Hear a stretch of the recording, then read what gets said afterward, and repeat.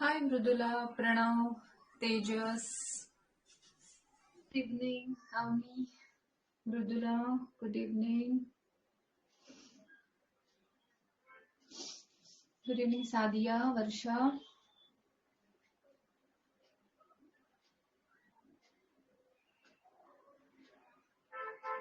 Hi Ashay. Hi Ruchika.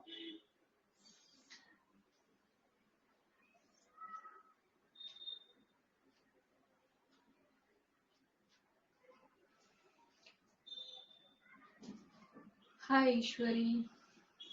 Hi Ruchika.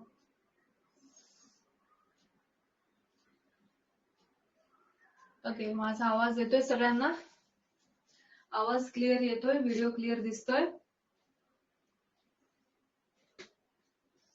छान.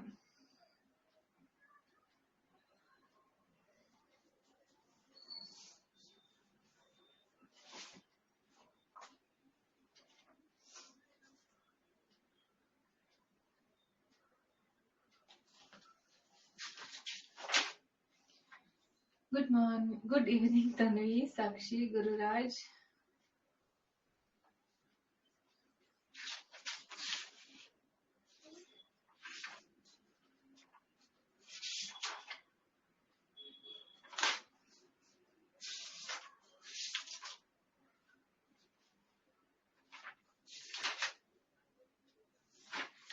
So chalo, let's start. Word problems, that is application of quadratic equations.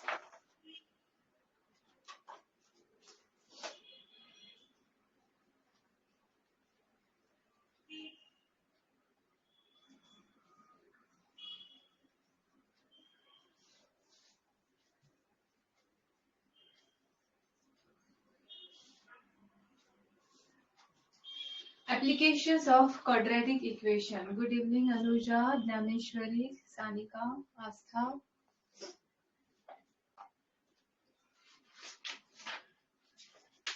चला, आता मला सांगा, CBSE कोण कोण आहे इथे सध्या? सध्या माझ्या समोर सीबीएसई कोण कोण आहे? तेजस, प्रणव, स्वयं, आस्था, ईश्वरी. ओके, चलो मी मिक्स्ड सम्स घेईन. ओके, काही सीबीएसईचे, काही एसएससी बोर्डचे. ठीक आहे. आणि लक्षात घ्या, मी फक्त एवढं करणार आहे की इक्वेशन तुम्हाला तयार करायचं एवढं शिकवणार आहे. मी इक्वेशन सॉल्व्ह करायचं तुम्ही आता होमवर्क मध्ये करायचं. चालेल?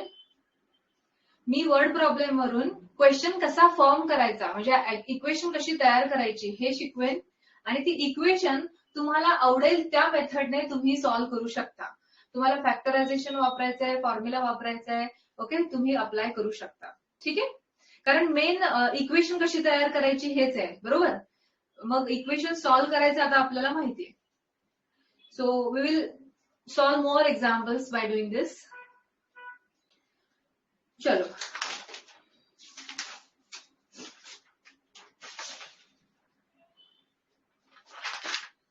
first,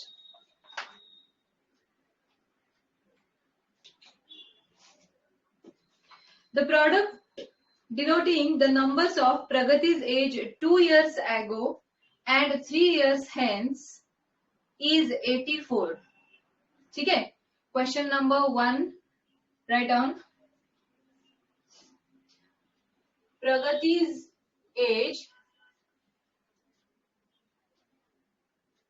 the product of Pragati's age 2 years ago and 3 years hence is 84. Find her present age.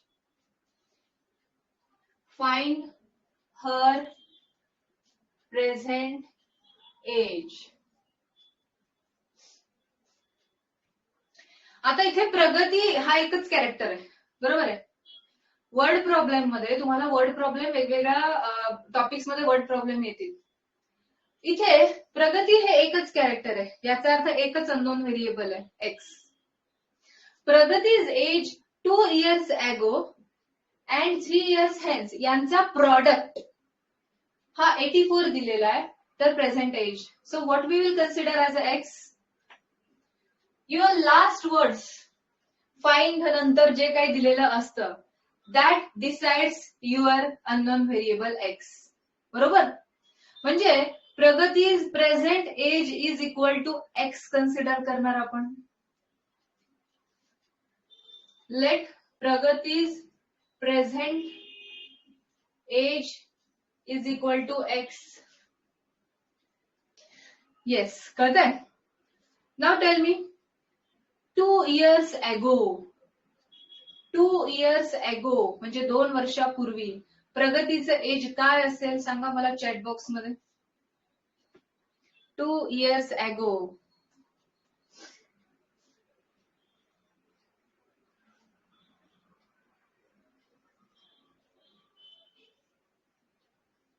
Two years ago, Pragati's age is equal to x minus 2. 3 years hence, Pragati's age is equal to 3 years hence म्हणजे 3 वर्षानंतर Pragati's age is equal to x plus 3. Given that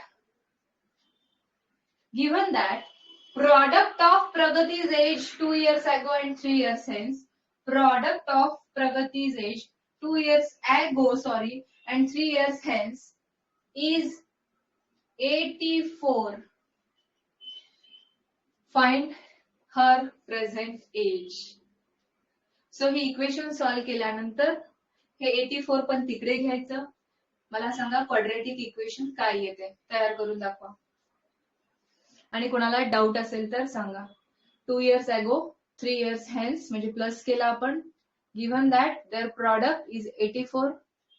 please form a quadratic equation and tell me in the chat box.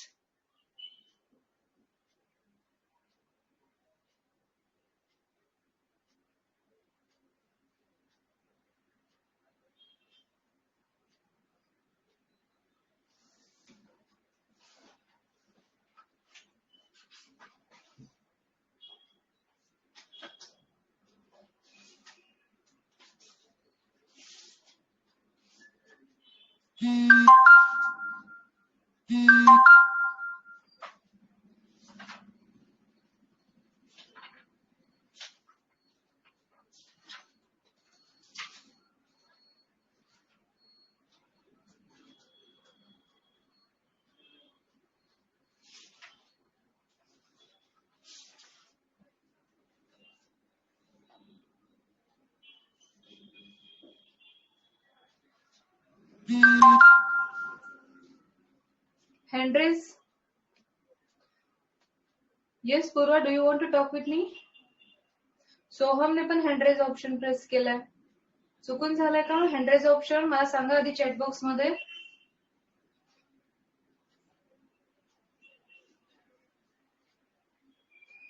काय आले equation? X square plus 3x minus 2x plus x. बरोबर?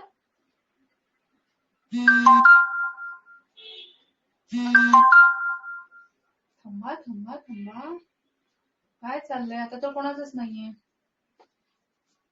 X square 3x minus 2x x minus 6 plus minus 84 म्हणजे minus 90. x square plus x minus 90 equal to 0. This is the quadratic equation. Isn't it? आणि मग ही solve करायची. मग यात suppose एखादी value negative आली तर आपण ती रिजेक्ट करणार, पॉझिटिव्ह व्हॅल्यू आपण ऍक्सेप्ट करणार.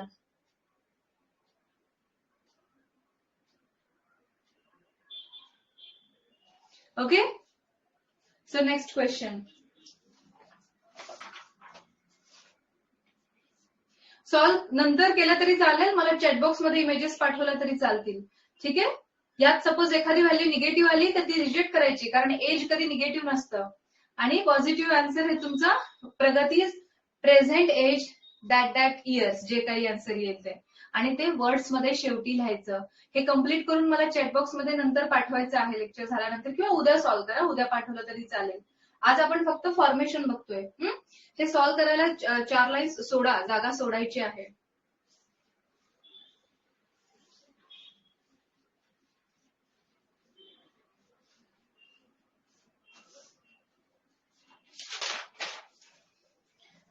Yes. The sum of squares of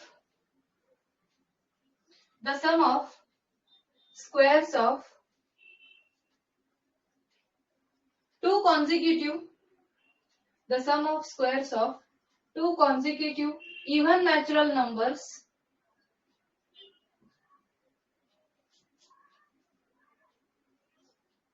is 244.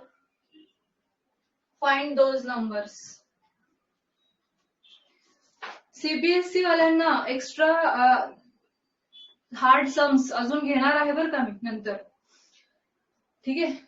The sum of squares of two consecutive even natural numbers is 244. Find those numbers. चलो.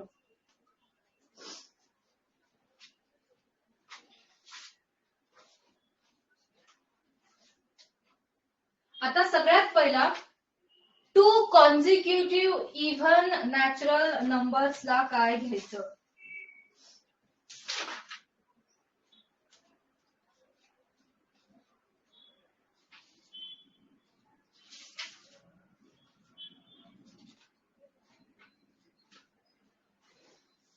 लास्ट समचा आन्सर 9 आहे का.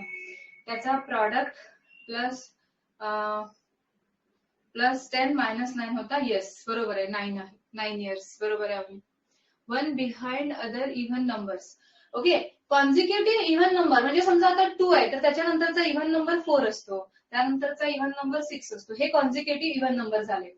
पण आता इन जनरल आपल्याला माहिती नाहीये तो कुठला नंबर आहे. Find those numbers. ठीक आहे. आणि आता मला कन्सिडर करायचा आहे तो नंबर एक सुरुवातीचा जो नंबर मला काढायचा असतो, बाकीचे त्यानंतर कळतात ना आपल्याला कुठला आहे. म्हणजे सुरुवातीचा नंबर मला गेस करायचा आहे. सो तो झाला तुमचा अननोन व्हेरिएबल. एक नंबर आपल्याला मिळाला की त्याच्या पुढचा कॉन्झिक्युटिव्ह इव्हन नॅचरल नंबर मी गेस करू शकते, काढू शकते. So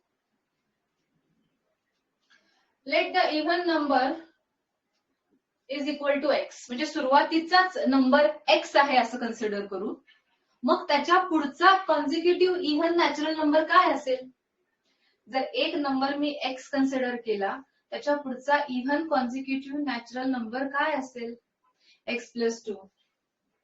then it's consecutive even natural number is equal to x plus 2. It's consecutive even natural number is equal to x plus 2. काय दिलं आता त्यांनी. Sum of squares of this consecutive even natural numbers, sum of squares is 244. कळालं सगळ्यांना. Sum of squares of this consecutive natural even numbers is equal to 244. Now you have to form a quadratic equation. सगळ्यांना दिलेली condition कशी apply केली कळालं.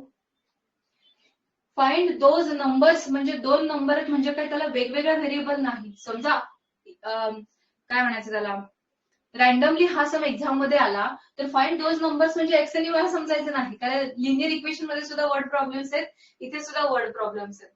इथे कसं असतं तुम्हाला एक नंबर पहिला तुम्ही जर गेस केला तर पुढचा नंबर तुम्ही त्याच नंबरचा युज करून काढू शकता. म्हणून पहिला नंबर फक्त इथे एक्स कन्सिडर करायचा आहे. त्याच्या पुढचा number x plus 2 consecutive even. त्यामुळे इथे एकच अननोन व्हेरिएबल आहे हे लक्षात येतं. आणि मग त्यांनी दिलेल्या कंडिशन नुसार बाय गिव्हन कंडिशन असं लिहा. याची क्वाड्रॅटिक इक्वेशन तयार करून सांगा मला.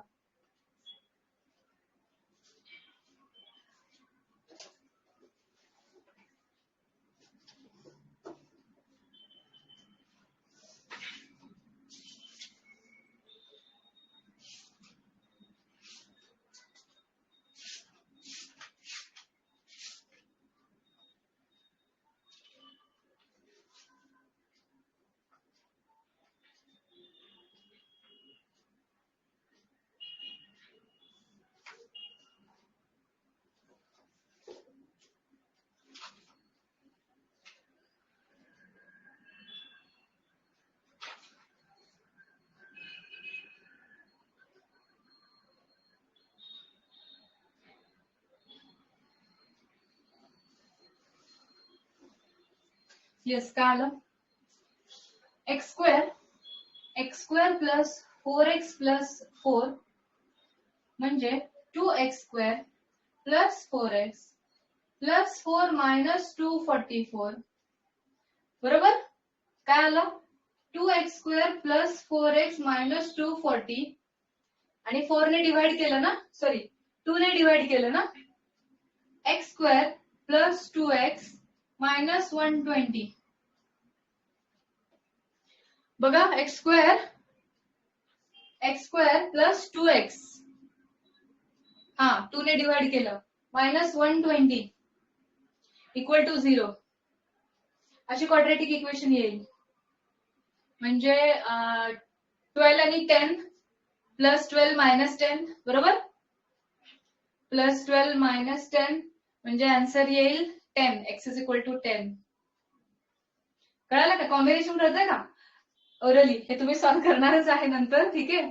x इज इक्वल टू 10 आणि मायनस 12 ना व्यंकटेश, फायनल आन्सर.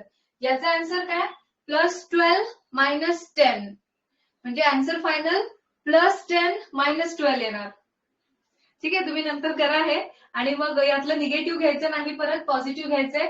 निगेटिव्ह का नाही घ्यायचंय? कारण नॅचरल नंबर्स हे पॉझिटिव्ह असतात, निगेटिव्ह नाही. ओके. सो तुम्हाला फक्त शॉर्टकट साठी म्हणून मी आन्सर सांगते. इथे आन्सर 10 येईल. म्हणजे x 10, x जर 10 तर त्याच्या पुढचा इव्हन नॅचरल नंबर 12 येईल. 10 प्लस 2. ओके. कुठे डाऊट आहे? तसं फार डोक्यावरनं जात नाही ना, कळतंय ना, डोक्यात जाते ना व्यवस्थित. मी जास्त ओरली बडबडते नाही ना, नीट सांगा मला. ओके, नाही तर मी बोलत राहायची आणि तुम्हाला डोक्यात गेलं पाहिजे. आता हाच क्वेश्चन सीबीएसईला 2 कॉन्झिक्युटिव्ह पॉझिटिव्ह इंटिजर्स असं लिहिलेलं आहे त्यांनी. 2 कॉन्झिक्युटिव्ह पॉझिटिव्ह इंटिजर्स लिहिलेलं आहे त्यांनी. बरोबर आहे का? The product of 2 consecutive positive integers is 306. Find those integers. मग पॉझिटिव्ह इंटिजर्स काय पकडायचे? ते 2 पॉझिटिव्ह कॉन्झिक्युटिव्ह इंटिजर्स काय पकडायचे?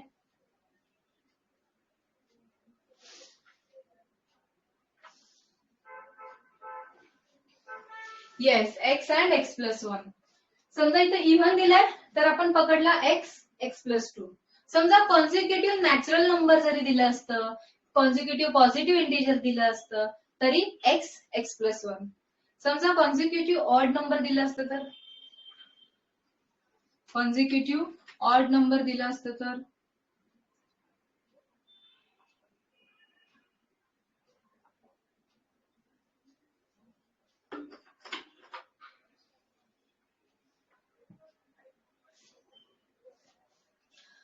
ऑडला x प्लस 1 नाही. येस, बरोबर आहे. ऑडला x प्लस 2 येणार आहे. ओके, नीट लक्षात घ्या. सगळ्यांना हे समजलंय इव्हन नॅचरल नंबरचं कसं ओळखायचं.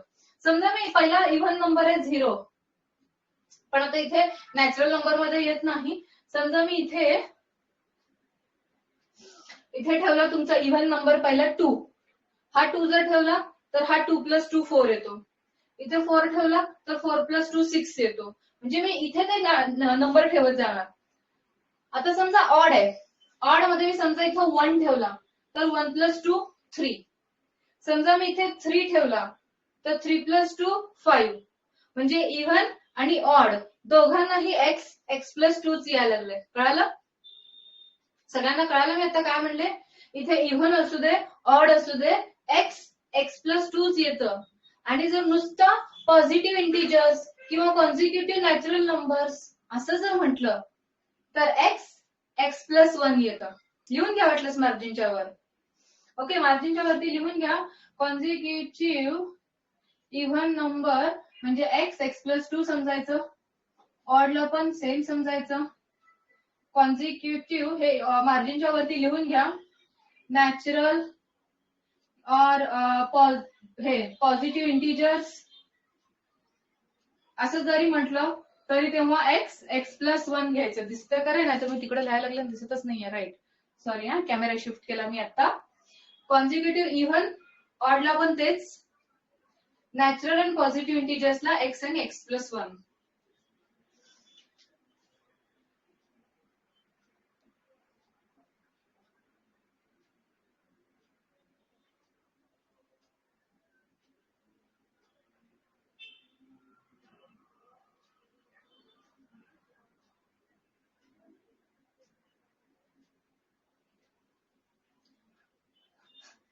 होल नंबर म्हटले कॉन्झिक्युटिव्ह होल नंबर म्हटलं तरी x प्लस 1 येईल. x प्लस 1 येईल. ओके, कारण 0 प्लस 1 1 प्लस 1 म्हणजे 1 2 0 1 1 2 इथे 2 टाकला तर 2 प्लस 1 3. ऑड साठी दिलं नाही तर x प्लस 2. ओके, आता विचारू नका प्राईम साठी काय ह्याच्यासाठी काय. एवढंच येते. इव्हन ऑड नॅचरल झाला, पॉझिटिव्ह इंटिजर झालं, होल नंबर साठी x प्लस 1. ओके, समजलं? पुढचा क्वेश्चन घ्यायचा.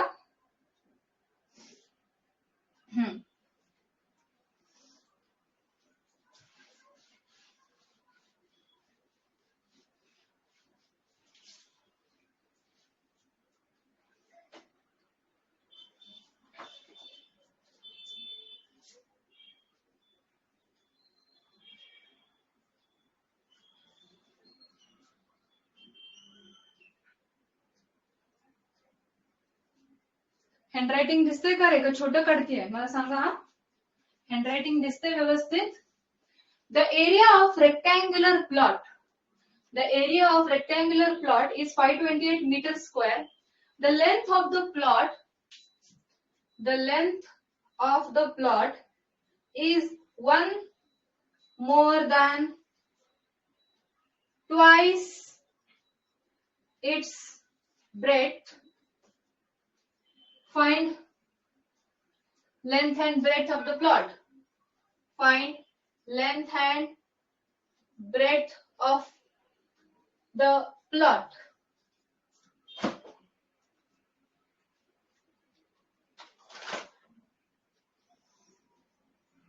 The area of rectangular plot is 528 meters square. The length of the plot is 1 more than twice its breadth. Find length and breadth of the plot.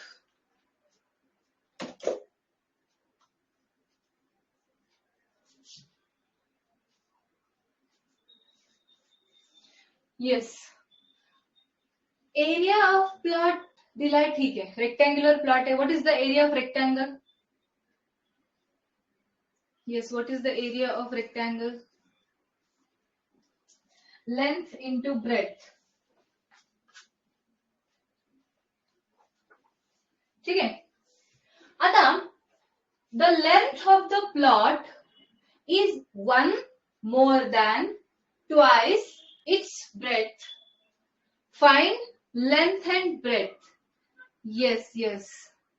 बरोबर आहे अवनी. समजून घ्या, इथे length आणि bread दोन दिलेत, याचा अर्थ 2 x आणि y नाहीयेत, काहीतरी कशावर तरी डिपेंडंट दिलंय. लेंथ ऑफ द प्लॉट, ठीक आहे, नीट बघा इथे. Length of the plot is 1 मोर म्हणजे 1 plus. Length of the plot is 1 more than twice its breath. असं दिलेलं आहे त्यांनी, कळालं?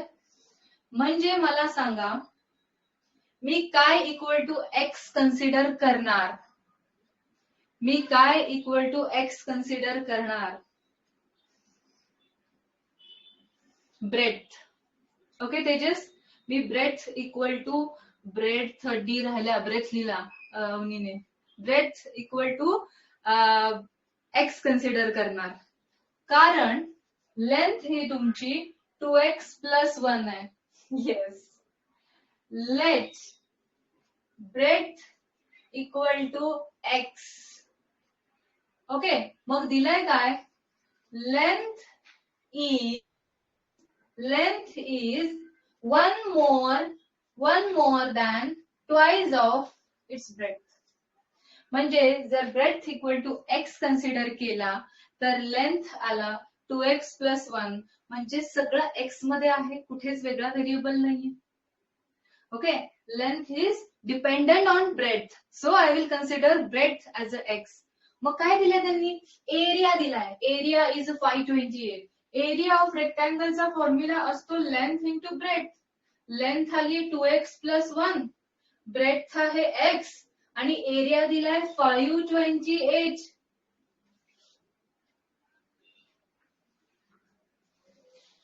समजते सगळ्यांना काय झालंय? Yes, length into breadth is equal to 528. Yes, कुणाला डाऊट आहे? सगळ्यांना समजलंय काय आहे? स्टुडंटला कन्फ्युजन होतं लिनियर इक्वेशन्स मधला आहे का क्वाड्रॅटिक इक्वेशन मधला आहे? इथे एक व्हेरिएबल दुसऱ्यावर डिपेंडंट अशी कंडिशन दिलेली होती, तिथे सुद्धा तसं दिलेलं असतं, पण इथे length is equal to twice of breadth plus 1 आपण कन्सिडर केल्यामुळे दोघं एकाच व्हेरिएबल मध्ये आले. 2x² plus x minus 528 equal to 0 is your quadratic equation. बरोबर?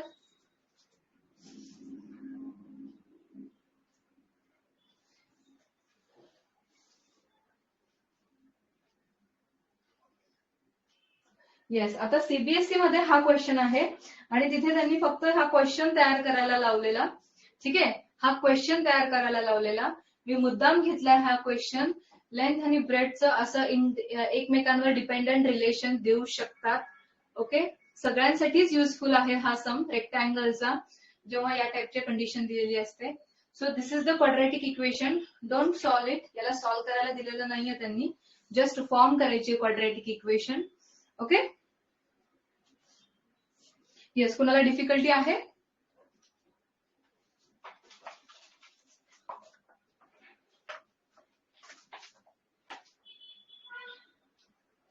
Shall I take next sum?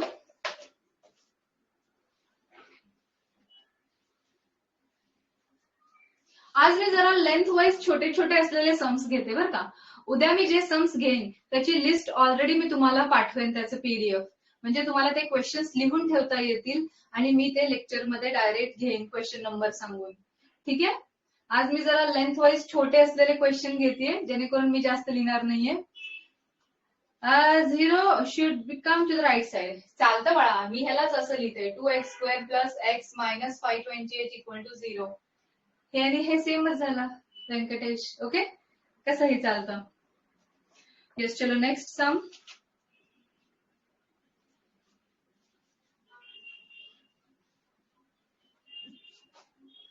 Sometimes word problem शिकताना तुम्हाला स्टोरी तयार करावी लागते माइंड मध्ये.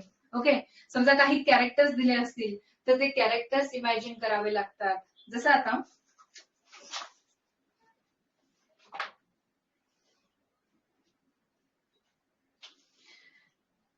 Suyash scored 10 marks more in the second unit test. Write down the question fast. ज्यांच्याकडे question already आहे त्यांनी नाही लिहिला तरी चालेल. ओके, सुयश स्कोर्ड, थर्ड है ना सम का फोर्थ है? Suyash scored 10 marks more in second unit test than in the first test. 5 times the marks in the second unit test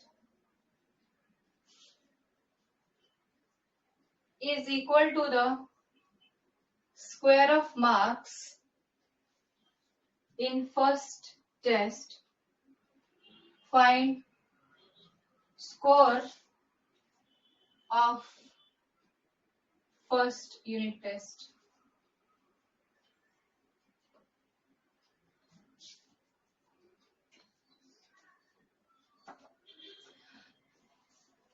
Suyash scored 10 marks more in second unit test than in the first test.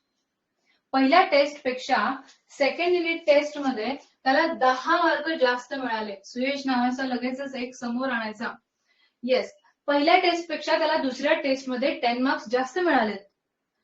5 times the marks in the second unit test is equal to the square of the marks in the first unit test. Find his score of the first test. काय find करायला लावलंय? Score of first test ना. Let his score of first test, बरोबर आहे. काय find करायला लावलाय, तो एक्स घ्यायचा. Let his score of first test is equal to x. Okay बाबा, पहिल्या टेस्टला सुयशला एक्स पडले होते आणि सेकंड टेस्ट मध्ये त्याला 10 मार्क जास्त पडले पहिल्या टेस्ट पेक्षा. Score of second test 10 marks जास्त मिळाले. ओके, सुयशने सिन्सिअरली अभ्यास केला आणि पहिल्या टेस्ट पेक्षा सेकंड टेस्ट मध्ये 10 मार्क जास्त मिळवले. Okay, 5 times the marks in the second test. काय दिले आता, given that 5 times marks in the second test is equal to, ठीक आहे बाबा, is equal to square of marks in first test. सगळ्यांना इक्वेशन कळतीये व्यवस्थित, जसं त्यांनी दिलंय तसंच मी लिहिलेलं आहे. Find score of first test, मी score of first test x consider केला. त्यांनी सांगितलं की त्याला सेकंड टेस्ट मध्ये 10 मार्क्स मोर मिळाले, मी लिहिलं एक्स प्लस 10 सेकंड टेस्टचा स्कोर. त्यांनी दिले की 5 टाइम्स द सेकंड टेस्टचा स्कोर घ्या आणि is equal to square of first test करा. केला मी. आता याच्यावरून क्वाड्रॅटिक इक्वेशन तयार होणार. सांगा मला क्वाड्रॅटिक इक्वेशन. वरती सांगितलेली आहे वाटतं कोणी, आकांक्षाची आली इक्वेशन.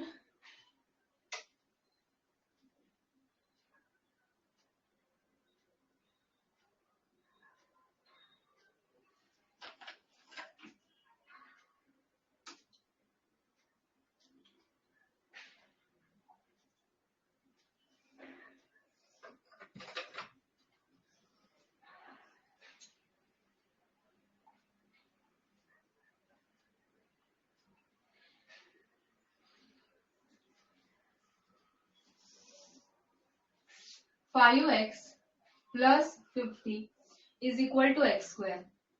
म्हणजेच x square minus 5x minus 50 equal to 0. इकडे लिहिण्याऐवजी इकडे लिहिला चालतो.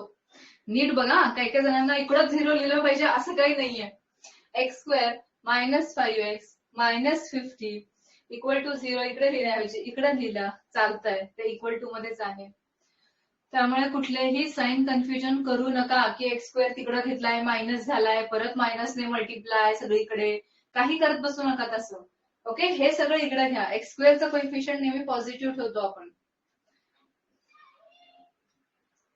X square minus 5x minus 50 equal to 0 इकडे लिहिलाय, तो मी इकडे लिहिला चालतो. Okay Avani, it is not minus x square.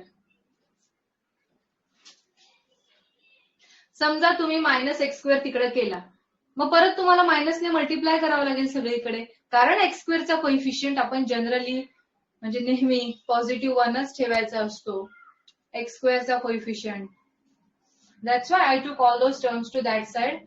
This is your quadratic equation. Yes, minus 5x कसा आला, प्लस 5x इकडे गेला,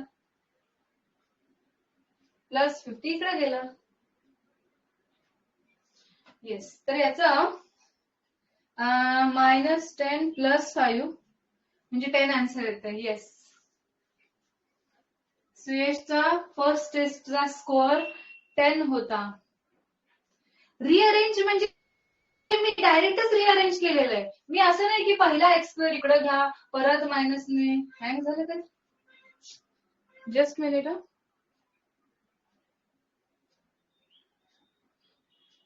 येस, सगळ्यांना दिसतंय का,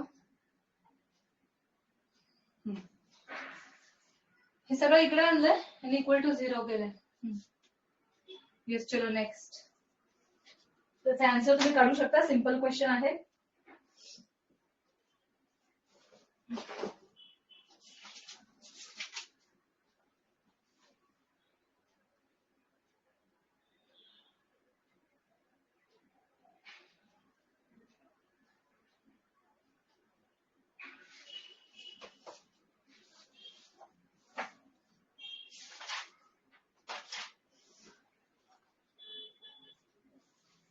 जरा मला ओरली सांगता. Find 2 numbers whose sum is 27 and product is 182. काय करणार? येस, याचा आन्सर 10 येतं.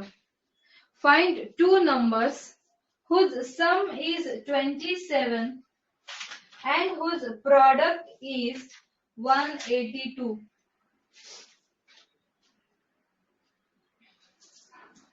How will you consider those two numbers?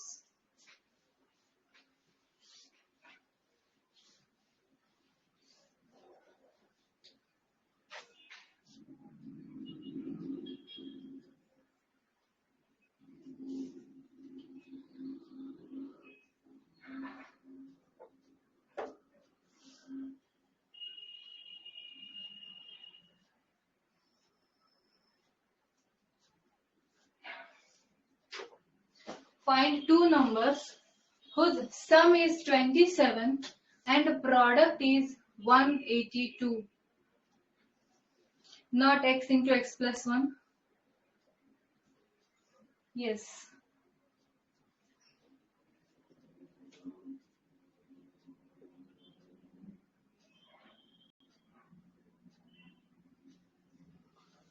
Correct, Pranav.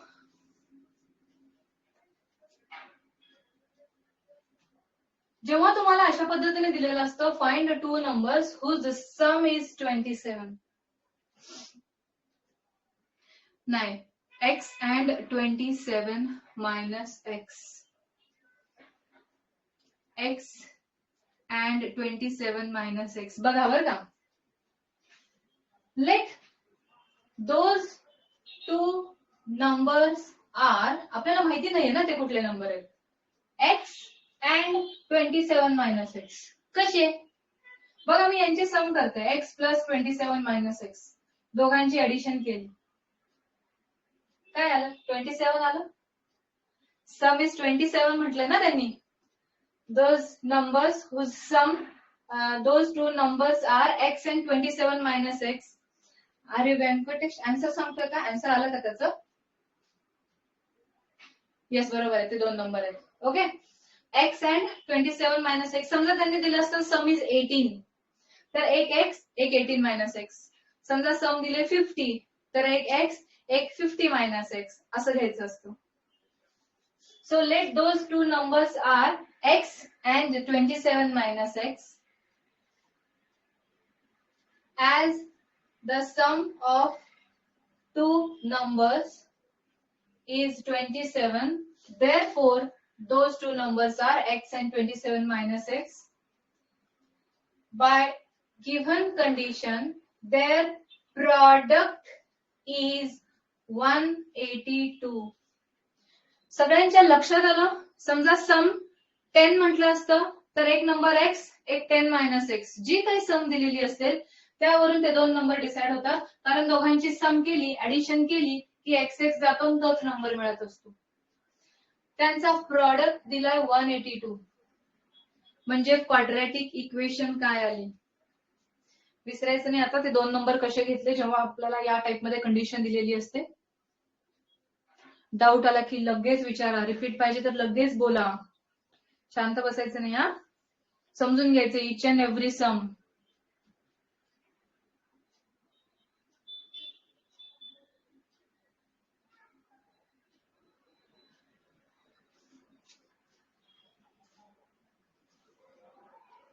Yes, equation काय आली?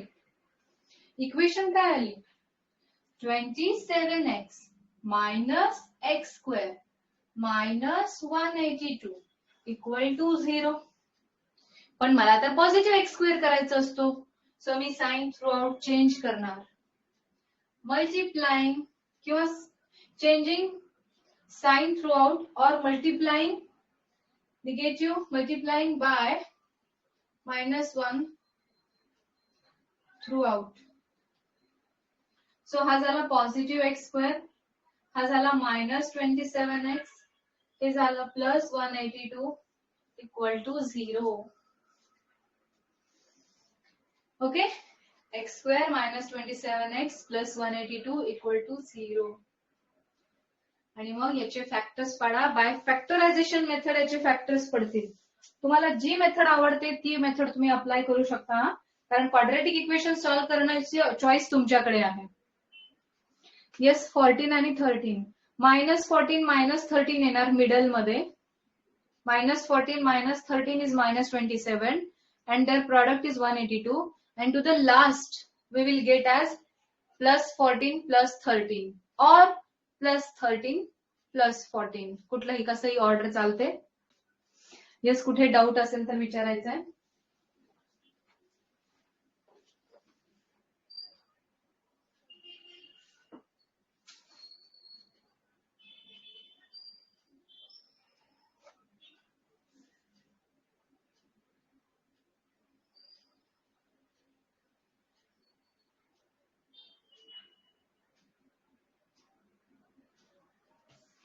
झालं.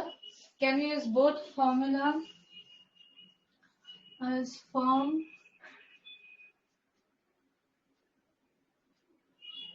I didn't get Ashu. Can we use both formulas?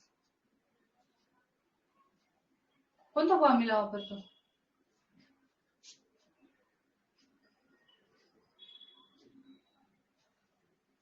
Formula method वापरायचं. Formula method वापर. I didn't get your question. Tejas ये कशाला बोलतोय?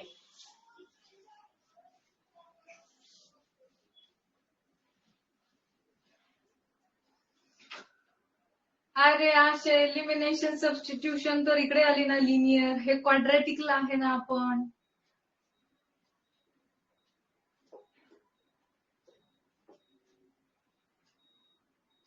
Yes, Venkatesh, I'm going to take that only after this. Yes, chalo. Next question. The altitude of right triangle. कितना number 6 ना? The altitude of right triangle is 7 centimeter less than its base. If hypotenuse is 13 centimeter, find other two sides. Me mixed sums घेते बरं का SSC CBSE. Okay, दोघांना सुद्धा काहीतरी वेगळं variety मिळेल आणि प्रत्येक टाईपचे सम कव्हर करते. जसा मी लेंथ ब्रेडचा घेतला, शिवाय स्पीड डिस्टन्सचा आपण घेणार आहे, त्यानंतर एजचा घेतला आपण, मार्क्सचा घेतला. ठीक आहे, असे सगळे व्हेरायटी ऑफ सम्स कव्हर करणार आहे. आज पण उद्याच्या लेक्चरमध्ये पण वर्ड प्रॉब्लेम्सच होणार आहेत आपले. आणि आज उद्या राहिले नंतर सुद्धा परत वर्ड प्रॉब्लेम परत घेणार आहोत रिव्हिजन म्हणून. सीबीएसई ला सुद्धा वर्ड प्रॉब्लेम बऱ्यापैकी आपण हॉट्स म्हणजे हायर ऑर्डर थिंकिंग लेवलचे दोघांनाही होणार आहेत. The altitude of right triangle is 7 centimeter less than its base. Altitude म्हणजे काय सांगा? अल्टिट्यूड दोघांनी सांगायचं. SSC CBSE अल्टिट्यूड म्हणजे काय?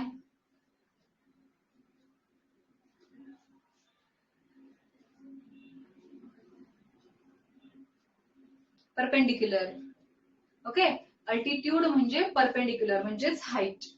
आता राईट अँगल ट्रायंगल त्यांनी दिलंय की altitude of the right angle triangle is 7 centimetre less, म्हणजे 7 ने कमी आहे, 7 centimetre less than its base. So base काय समजू मी? बेस मी समजणार एक्स आहे. Okay, let base is equal to x. का बेस का एक्स केला मी? कारण त्यांनी दिले की altitude is 7 centimetre less than its base. Altitude is 7 centimetre less. More म्हटलं की प्लस केलं असतं, लेस म्हटलं त्यामुळे मायनस केलं. 7 centimetre less than its base. ठीक आहे, याचा अर्थ समजा मी राईट अँगल ट्रायंगलला एबीसी नाव दिलं तर हा आहे बीसी, हा आहे एबी. ठीक आहे, आता काय दिलं हे सगळ्यांना कळालं ना रे? कुणाला डाऊट असेल तर लगेच रिपीट बोलायचं बरं का. सगळ्यांना समजलंय ना? If hypotenuse is 13 centimetre. If hypotenuse is 13 centimetre म्हणजे हा पार्ट एसी दिलेला आहे त्यांनी 13 centimetre. Find other two sides म्हणजे आपल्याला येस अवनी बघ इथे क्वेश्चन वाच व्यवस्थित. बाकीच्यांनी तोपर्यंत अदर टू साइड्स कसा काढायचा हा विचार करून मला सांगायचंय. अवनी अल्टिट्यूड म्हणजे हाईट ए बी बरोबर Venkatesh. Altitude of a right triangle is 7 centimetre less than its base. आपण base is equal to x consider केला.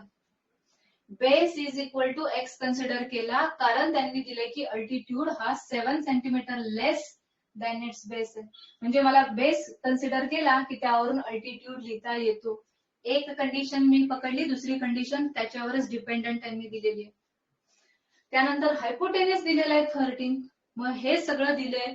राईट अँगल समोर मला दिसला की मी वापरणार पायथागोरस थेरम. येस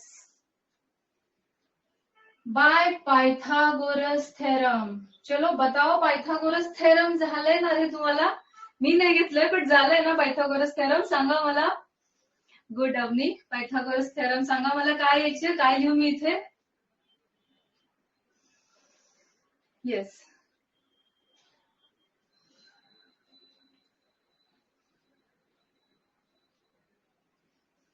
चॅटबॉक्स मध्ये मला सांगा की मी काय लिहायला पाहिजे मग पायथागोरस थेरमचा यूज करून. हे काय AB plus BC plus AC काय व्यंकटेश. हा ए स्क्वेअर लिहिलंय का ते. AC square is equal to AB square plus BC square. Yes AC square is equal to AB square plus BC square बरोबर. मग एसी किती आहे 13 स्क्वेअर. एबी किती आहे x minus 7 whole square. BC कितना है x square. Right angle triangle दिल्यामुळे मी पायथागोरसची कंडिशन वापरली आणि पायथागोरस फॉर्म्युला वापरून मला आता हे सॉल्व्ह करून एक क्वाड्रॅटिक इक्वेशन तयार करायची. सांगायचंय मला काय येते. स्क्वेअर स्क्वेअर असतं सगळीकडे मृदुला. फक्त तू लेफ्टला स्क्वेअर लिहिलं, बाकी सगळीकडे पण स्क्वेअर. आता हे सॉल्व्ह करून मला क्वाड्रॅटिक इक्वेशन काय येते सांगा.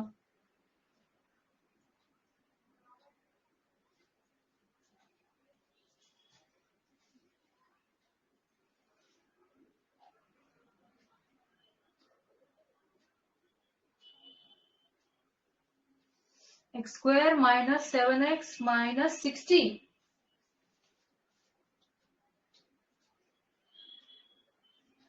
हा 169. X square minus 14x plus 49 plus x square. याचा ए मायनस बी होल स्क्वेअर सॉल्व्ह करणार आहे. ए मायनस बी होल स्क्वेअर. ए स्क्वेअर मायनस 2ab प्लस बी स्क्वेअर प्लस एक्स स्क्वेअर. लक्षात घ्या. मग 169 x square plus x square 2x square minus 14x plus 49. हा 169 तिकडे गेला minus मध्ये झाला. 2x square minus 14x plus 49 minus 169.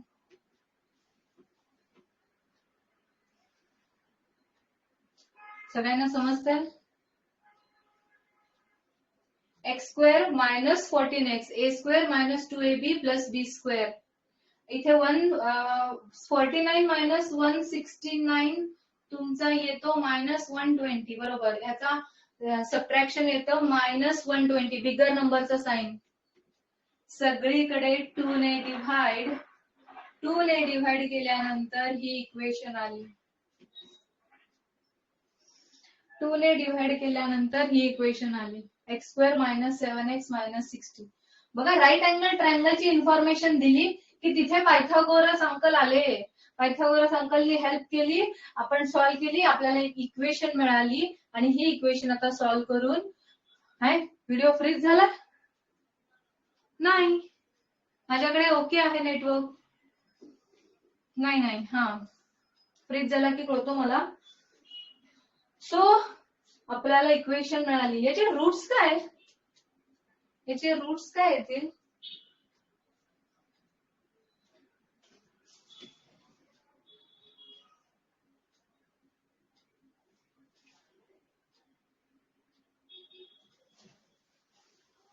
Yes Avni.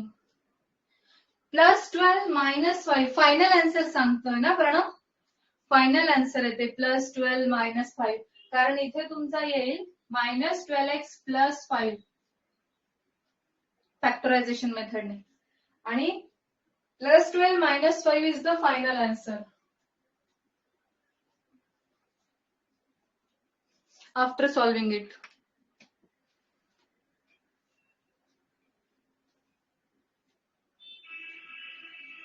Yes, कुठे डाऊट असेल तर प्लीज विचारा.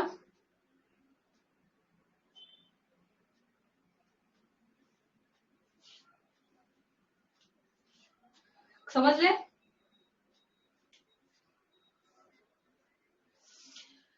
येस.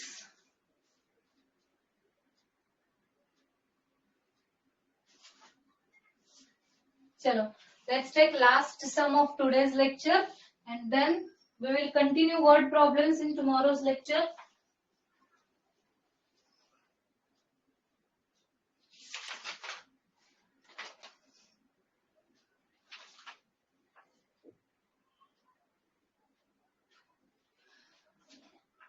मिस्टर कासम, कासम का कसम, ठीक आहे.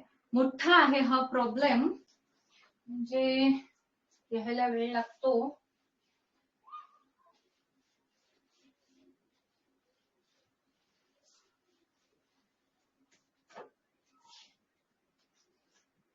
हा क्वेश्चन मी Avani, may be there is a network issue at your side. Okay, तुझ्याकडे नेटवर्क इश्यू बाळा, त्यामुळे हे प्रॉब्लेम येतोय. वरती नेटवर्कचा स्पीड दिसतोय का बघ, कारण माझ्या इकडे ओके आहे. परत पूर्णपणे बाहेर जाऊन परत जॉईन कर. मिस्टर कासम, हा सम मी इमेज पाठवते बरं का.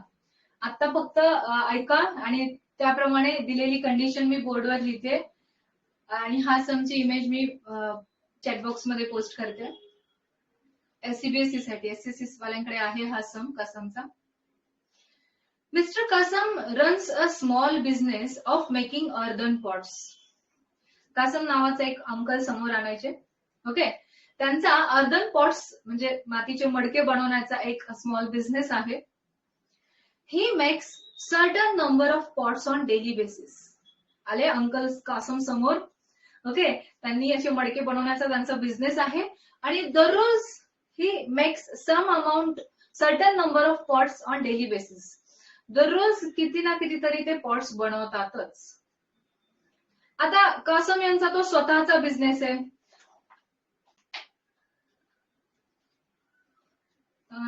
Pot 100 per day 6. थांब ना, काय दिलं ते? Mister Kasam runs a small business of making earthen pots. He makes certain number of pots. हा, आन्सर सांगतो व्यंकटेश डायरेक्ट. चुप बसतो जरा. ऑन डेली बेसिस, ठीक आहे. बरं, आता कासम काय करतात? त्यांचा स्वतःचाच बिझनेस आहे, म्हणजे स्वतःच त्या पॉटची प्राइस डिसाइड करतात रोज. ओके, रोज वेगवेगळी नसेल, बट स्वतःला त्यांना हक्क आहे त्या पॉटची प्राइस डिसाइड करण्याचा. त्यांची प्राइस डिसाइड करण्याची स्ट्रॅटेजी काय बघा. Production cost of each pot is ₹40 more than 10 times total number of pots he makes in a one day. हे सांगते मी समजावून. If production cost of all pots per day is ₹600, find the production cost of one pot and number of pots he makes per day. त्यांनी काय काय काढायला लावलंय की production cost of each pot आणि how many pots he makes per day हे काढायला लावलंय. बघा, दोन गोष्टी. सगळ्यात पहिला कासम अंकल दररोज किती पॉट्स बनवतात ते काढायला लावलंय, आणि एका पॉटची किंमत त्यांनी किती ठेवली आहे हे पण काढायला लावलंय. सो आपण काय कन्सिडर करू? Let Mr. Kasam makes X number of pots per day. ठीक आहे, ते x number of pots per day बनवतात असं आपण कन्सिडर करूया. आता त्याची प्राइस डिसाइड कशी करतात बघा. Cost of each pot. त्यांची कॉस्ट डिसाइड करण्याची पद्धत बघा. Production cost of each pot is ₹40 more than 10 times the total number of pots he makes in a one day.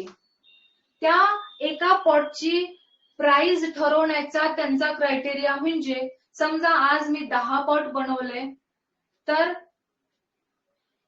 समजा मी आज 5 पॉट बनवले, तर 10 टाइम्स ऑफ दॅट 5 पॉट बनवले ना मी, समजा 10 टाइम्स ऑफ दॅट 5 प्लस 40 आणि मग price.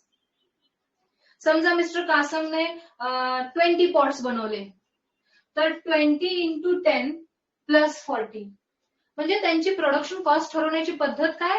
Each pot is ₹40 more than 10 times number of pots. याचा अर्थ कासमची स्ट्रॅटेजी लक्षात येते का. जेवढे पॉट्स ते जास्त बनवतील तेवढी त्यांना इच पॉटची कॉस्ट मिळेल. समजा त्यांनी 2 पॉट बनवले दिवसाला, तर त्याची कॉस्ट किती झाली. 10 2 20, 20 प्लस 40 60 रुपीज झाले. समजा त्यांनी 2 पॉट बनवले, तर एका पॉटची प्राइस 60 रुपीज झाली. समजा त्यांनी हे नेटवर्क कनेक्शन यायला लागले का रे बघा.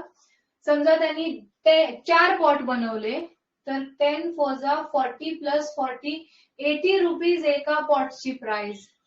म्हणजे जर त्यांनी नंबर ऑफ पॉट्स जास्त बनवले, 15 into 10 150 प्लस 40 190 रुपीज. म्हणजे मिस्टर कासम हुशार आहेत, स्वतःला इन्स्पायर करतायत. जेवढे जास्त पॉट बनवणार तेवढी एका पॉटची त्यांना जास्त प्राइस मिळणार. मुद्दाम त्यांनी स्वतःची त्या पॉटची प्राइस ठरवण्याचा क्रायटेरिया असा ठेवला. Each pot is equal to ₹40 more than 10 times of number of pots he makes in a day. एवढं काय बडबडले कळलं का. मिस्टर कासम स्वतःला कसं इन्स्पायर करतायत जास्तीत जास्त पॉट्स बनवायला, कळलं का. ओके. आणि आता काय म्हटलं त्यांनी की टोटल प्रोडक्शन कॉस्ट इज ₹600. म्हणजे पूर्ण सगळ्या पॉट्सची मिळून प्राइस झाली 600. आता टोटल कॉस्ट कधी मिळते, जर तुम्ही या दोघांचं मल्टिप्लिकेशन केलं. Okay. Given that total production cost is 600 rupees. Therefore, x into 10x plus 40 is 600 rupees. Production cost total कशी डिसाइड केली कळालं ना. एक चॉकलेट समजा 10 रुपीजला आहे, एक चॉकलेट समजा 10 रुपीजला आहे, तर 5 चॉकलेटची प्राइस किती. 5 into 10 50 रुपीज येईल ना. 5 चॉकलेटची प्राइस. एका पॉटची व्हॅल्यू आहे 10x प्लस 40.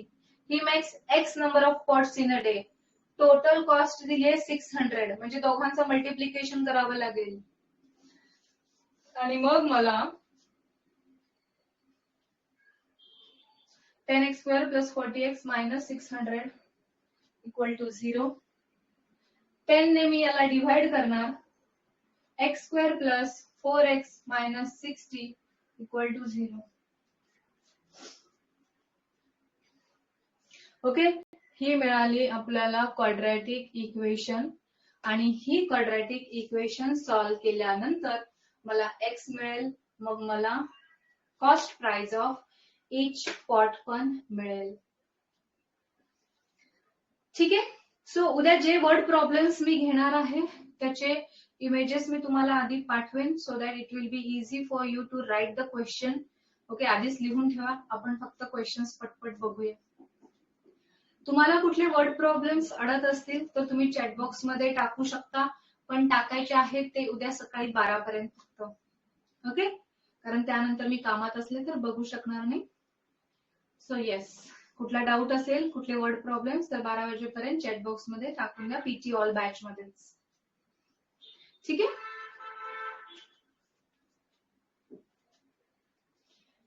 चलो फिर ठीक आहे. हा इक्वेशन लिहून झाला असेल तर सॉल्व्ह करा. मी सेशन एंड करते आता. Bye bye, good night, see you tomorrow, bye.